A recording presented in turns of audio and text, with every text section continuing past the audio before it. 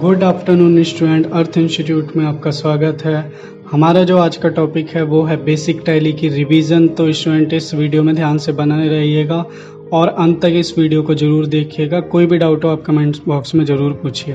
तो student revision class की हमें ज़रूरत इसलिए है ताकि आपके डाउट सॉल्व हो जाए और कोई भी ऐसा पॉइंट जो आपको पहले क्लियर नहीं हुआ था वो इस रिवीजन पॉइंट के थ्रू क्लियर हो जाए। तो स्टूडेंट बात करते हैं टैली की। टैली एक अकाउंटिंग सॉफ्टवेयर है जिसका यूज़ हम अकाउंट्स को प्रिपेयर करने के लिए करते हैं। ये हमें पूरी तरह से कंप्यूटराइज्ड अकाउंटिंग सिस्टम प्रोवाइड करता है।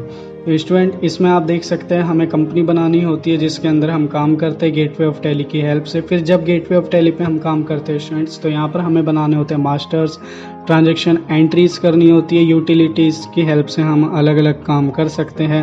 रिपोर्ट की हेल्प से हम रिपोर्ट को प्रिपेयर कर सकते हैं, देख सकते हैं। तो स्टूडेंट टैली को इंस्टॉल करने के लिए आपके पास एक सिस्टम होना चाहिए जिसमें आप टैली इंस्टॉल करके ये काम कर सकें।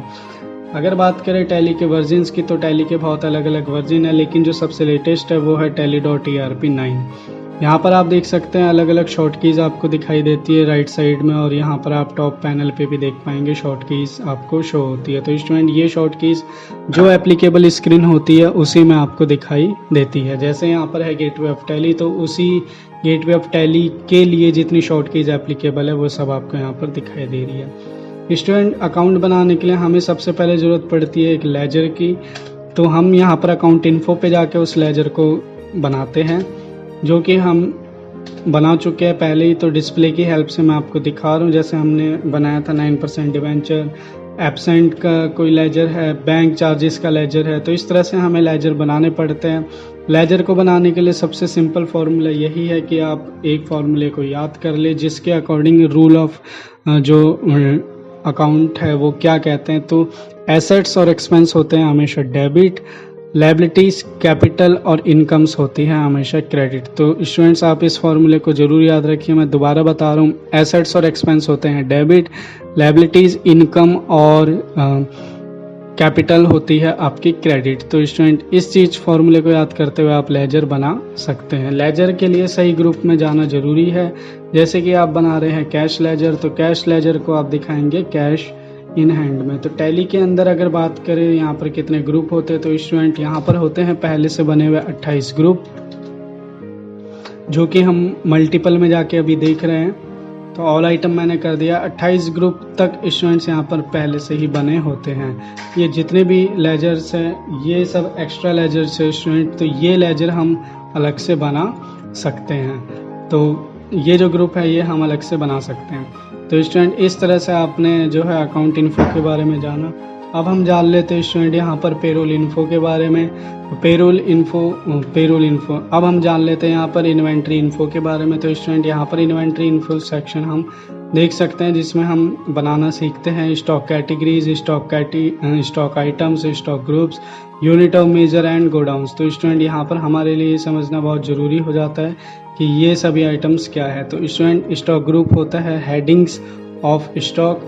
सब हेडिंग अगर बनानी है तो स्टॉक कैटेगरी ग्रुप, यानी कि जैसे आप बना सकते हैं मोबाइल को अगर आप सब कैटेगरी में डिवाइड करेंगे तो उसके कंपनी का नाम या उसके फीचर्स का नाम यहाँ पर आ सकता है। आप चाहे तो इसको इंटरचेंज भी कर सकते हैं। इसी तरह से स्टूडेंट यहाँ पर स्टॉक आइटम आप बनाएंगे। स्टॉक आइटम बनाने के लिए आपको ज़रूरत पड़ेगी ग्रुप की, कैटेगरी की, यूनिट्स की। तो स्टूडेंट आप ये तीनों चीज़ें पहले ही बना लेंगे ताकि आप स्टॉक आइटम को इजीली बना सकें। साथ ही आपको ज़रूरत पड़ेगी गोडाउन की, जहाँ पर आपके ओपनिंग बैलेंस को रखा जाएगा। तो स्टूडेंट ये सभी हमें बनाने होते हैं स्टॉक इन्फो से। यहाँ से हम बना सकते हैं गोडाउन, यूनिट और कैटेगरी और ग्रुप। तो टिप ऑफ द पॉइंट ये है कि स्टॉक आइटम बनेगा सबसे लास्ट में, बाकी सारी चीज़ें आप पहले बना सकते हैं। इस तरह से स्टूडेंट हमने फिर सीखे थे वाउचर्स की बात करें तो वाउचर्स में हमने सीखे थे दो तरह के मेन वाउचर, एक कैश वाउचर जो कि है कॉन्ट्रा पेमेंट रिसिप्ट। फिर हमने सीखे थे नॉन कैश वाउचर जो कि है F7 यानी कि journal voucher, sales voucher, purchase voucher, और साथ ही हमने सीखा था क्रेडिट डेबिट नोट्स को। तो ये सभी होते हैं नॉन कैश वाउचर्स। तो स्टूडेंट कैश वाउचर में जब भी आप एंट्री करते हैं तो ध्यान ये रखना है आपको कि पेमेंट में कैश या बैंक अकाउंट होगा क्रेडिट और रिसिप्ट में कैश या बैंक अकाउंट होगा डेबिट। अगर बात करें कॉन्ट्रा की, तो कॉन्ट्रा एंट्री में कैश अकाउंट या बैंक अकाउंट डिपेंड करता है ट्रांजैक्शन कौन सी है, उसके हिसाब से डेबिट या क्रेडिट किया जाता है। जनरली कॉन्ट्रा वाउचर में वो एंट्रीज जाती है जो कैश या बैंक अकाउंट को एक साथ इफेक्ट करती है, यानी कि ऐसी एंट्री जिसमें कैश या बैंक अकाउंट ही आते हो, या फिर 2 बैंक अकाउंट आते हो या 2 कैश अकाउंट आते हो। जर्नल वाउचर हमने एंट्री पास सीखी थी स्टूडेंट करनी, ताकि हम सीख सके इसके अंदर जो है एडजस्टमेंट एंट्री को कैसे पास करते। तो ऐसी जितनी भी एंट्रीज है जहां पर कैश या बैंक अकाउंट का यूज़ नहीं होता, उन सभी एंट्रीज को हम एडजस्टमेंट एंट्री के तौर पे रख सकते हैं। फॉर एग्जांपल जैसे prepaid expenses, outstanding expenses, prepaid incomes, outstanding incomes, तो ये सभी की होती है एडजस्टमेंट एंट्री जो आप जर्नल वाउचर में कर सकते हैं। सेल की बात करें तो स्टूडेंट यहाँ पर मोड चेंज करना होता है इसका हमें कंट्रोल V से, ताकि हम normal entry debit credit form में कर सके। तो यहाँ पर हमारी जो क्रेडिट सेल्स की एंट्री है वो होती है स्टूडेंट। परचेज की बात करें तो यहाँ पर हमारी क्रेडिट परचेज की एंट्रीज होती हैं। अगर बिल मोड में एंट्री करना चाहते हैं तो कंट्रोल V दोबारा दबा के आपको इसको चेंज करना पड़ेगा।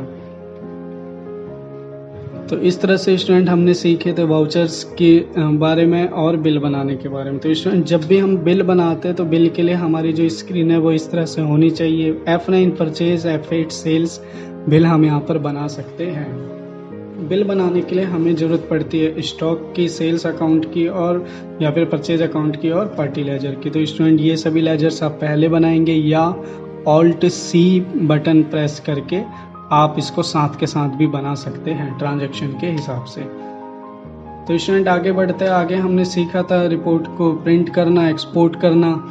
तो किस तरह से हम किसी भी रिपोर्ट को प्रिंट कर सकते हैं। तो स्टूडेंट यहाँ पर आपको कोई भी रिपोर्ट प्रिंट करने के लिए पहले उसमें करने होते हैं चेंजेस। जैसे मैं इसको कर रहा हूँ डिटेल में, और साथ में मैं यहाँ पर टाइम चेंज कर रहा हूँ कि मैं ये रिपोर्ट कब से कब तक की देखना चाहता हूँ। तो मैं ये रिपोर्ट कर देता हूँ 31 मार्च तक। तो अब मेरी रिपोर्ट प्रिंट करने से पहले मैंने चेंजेस कर दिए हैं। इसमें मुझे प्रेस करना होता है Alt+P प्रेस करने के बाद हमें डिजायर्ड चेंजेस करने हैं। तो हम करेंगे पहले नो, फिर चेंजेस करेंगे और हम उसको बाद में यस कर देंगे। और अगर आप कोई चेंजेस नहीं करना चाहते तो आप सीधा यस पे क्लिक करें या फिर आप एंटर बटन दबाएं और आप देखिए, जूम कर लेते हैं इसको, कि आपकी जो रिपोर्ट है वो प्रिंटेबल फॉर्मेट में शो हो गई है। तो किस तरीके से शो होगी, ये एक उसका लुक है। इसी तरह से किसी रिपोर्ट को एक्सपोर्ट करने के लिए भी आपको Alt+E प्रेस करना है। तो Alt+E प्रेस करेंगे, उसके बाद आप यहाँ पर नो करेंगे और फिर अपने डिजायर्ड चेंजेस करेंगे, जिसमें आपको ध्यान रखना है लैंग्वेजेस और एक्सपोर्ट लोकेशन आप चेंज ना करें ताकि कोई प्रॉब्लम ना हो। फॉर्मेट स्टूडेंट्स आप कर सकते हैं डिज़ायरेबल फॉर्मेट्स जो है आपके सॉफ्टवेयर में ओपन सिस्टम में जो सॉफ्टवेयर है उसके थ्रू ओपन हो जाएगा। और सबसे ज़्यादा यूज़ होने वाला फॉर्मेट है एक्सेल और PDF, उसके बाद आता है XML और HTML। ASCII ज़्यादा यूज़ नहीं होता है, कॉमा डेलिमिटेड फॉर्मेट। तो स्टूडेंट ये सब चीज़ें हमने सीख ली थी, इनकी रिलेटेड वीडियोज़ आप ज़रूर देखिए ताकि आपको वहाँ पर डिटेल में चीज़ें क्लियर हो जाएँ। स्टूडेंट उसके बाद हमने सीखा था रिपोर्ट। तो रिपोर्ट सेक्शन में हम देखते हैं कि जो भी हम रिपोर्ट देखना चाहते हैं उस रिपोर्ट को सेलेक्ट करना है। डिस्प्ले में अगर जाएंगे तो आपको अलग अलग तरह की रिपोर्ट्स मिलेंगी, तो अलग अलग तरह की रिपोर्ट्स को आप यहाँ पर चेक कर सकते हैं। तो इस तरह से स्टूडेंट हमने जाना डाउट एंड रिवीजन क्लास के बारे में। आशा करता हूँ आपको ये वीडियो समझ आया होगा, आपके बहुत सारे डाउट्स क्लियर हुए होंगे। तो स्टूडेंट इसको वाइंड अप करने से पहले मैं आपको एक दो चीज़ें और बता दूं। जैसे अगर कोई मिस्टेक हो जाती है तो आपको उस पर्टिकुलर पॉइंट के ऑल्टर सेक्शन में जाना है ताकि आप उस एंट्री को सही कर सकें। साथ ही साथ अगर आप किसी वाउचर को डिलीट करना चाहते हैं जो गलत एंट्री हो चुकी है, तो उसके लिए आपके पास जो सबसे बेस्ट तरीका है वो है स्टूडेंट डिस्प्ले में जाने का, उसके बाद डे बुक में जाने का। डे बुक में जाने के बाद आप सेलेक्ट कीजिए जो वाउचर आपने गलत एंटर कर दिया। मान लीजिए मेरे पास एक सेल की एंट्री है जो कि है पूरी तरह से ब्लैंक, तो मैं इसको सेलेक्ट करूंगा एंटर और Alt+D बटन से मैं इसको कर दूंगा डिलीट। तो स्टूडेंट इस तरह से आप अपनी गलत एंट्री को डिलीट करके दोबारा से उन एंट्रीज को कर सकते हैं। तो यहाँ पर हमारी क्लास जो है डाउट एंड रिवीजन क्लास होती है ओवर। आशा करता हूँ आपको ये बस समझ आई होगी। अर्थ इंस्टीट्यूट से जुड़े रहने के लिए बहुत बहुत धन्यवाद। वीडियो को अंत तक देखने के लिए आपका बहुत बहुत धन्यवाद। Thank you so much students.